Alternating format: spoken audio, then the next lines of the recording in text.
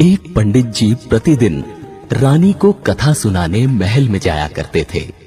कथा के अंत में प्रतिदिन कहते कि राम सुमर ले तो बंधन छूटे। कई दिन कथा सुनने के पश्चात एक दिन पिंजरे में बंद तोता बोला, यूं मत कहो रे पंडित झूठे। उस समय तो पंडित जी मन मसोस कर रह गए और चुपचाप चले गए। परंतु अब तोता प्रतिदिन पंडित को झूठे कहकर संबोधित करने लगा।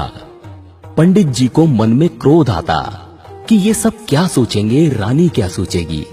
परेशान होकर पंडित जी अपने गुरु के पास गए। गुरु जी को सब हाल बताया। गुरु जी अगले दिन पंडित के साथ स्वयं कथा करने गए और एकांत में तोते के पास जाकर पूछा, तुम पंडित को झूठा क्यों कहते हो? तोते ने कहा, मैं पहले खुले आकाश में उड़ता था। एक बार मैं एक आश्रम में जा बैठा जहां सब साधु संत राम राम राम बोल रहे थे। वहां बैठा तो मैंने भी राम राम बोलना शुरू कर दिया। एक दिन मैं उसी आश्रम में राम राम बोल रहा था, तभी एक संत ने मुझे पकड़कर पिंजरे में बंद कर लिया। फिर मुझे 2-4 श्लोक सिखाए। आश्रम में एक सेठ ने संत को भारी दान दक्षिणा दी। संत ने आशीर्वाद स्वरूप सेठ को मुझे सौंप दिया। अब सेठ ने मुझे चांदी के पिंजरे में रखा। मेरा बंधन बढ़ता गया। अब मैं स्वच्छ वायु और ताजा फलों के लिए भी तरसने लगा। निकलने की कोई संभावना न रही। एक दिन उस सेठ ने राजा से अपना काम निकलवाने के लिए उपहार स्वरूप मुझे राजा को दे दिया। राजा ने खुशी खुशी मुझे ले लिया, क्योंकि मैं राम राम और श्लोक बोलता था।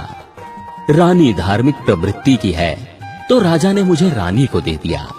रानी ने सोने का पिंजरा बनवा दिया और खाने में हमेशा मेवे और अन्य कीमती भोज्य पदार्थ ही मिलते हैं। मिर्च खाना, पेड़ पर लटके फलों में चोंच मारकर स्वाद लेना तो मैं भूल ही गया हूँ। अपनी मर्जी से चहकना भूल गया हूँ। अब मैं कैसे कहूं कि राम राम कहें तो बंधन छूटे। तोते ने गुरुजी से कहा, आप ही कोई युक्ति बताएं जिससे मेरा बंधन छूट जाए। गुरुजी बोले, आज तुम खाकर थोड़ी देर बाद चुपचाप पड़ जाओ, हिलना भी नहीं। हिलाया जाए तो भी मरणासन्न अवस्था में पड़े रहना। तोते ने ऐसा ही किया। रानी ने पिंजरा खोलकर खूब हिलाया डुलाया। थोड़ी देर बाद रानी ने सेवकों से कहा, ये तोता मर गया है, इसे बाग में गड्ढा खोदकर दबा दो। जैसे ही तोते को लेकर सेवक बाग में पहुंचे, तोता फुर्र से उड़ गया। तोता पिंजरे से निकलकर आकाश में उड़ते हुए बोलने लगा, गुरु मिले तो बंधन छूटे।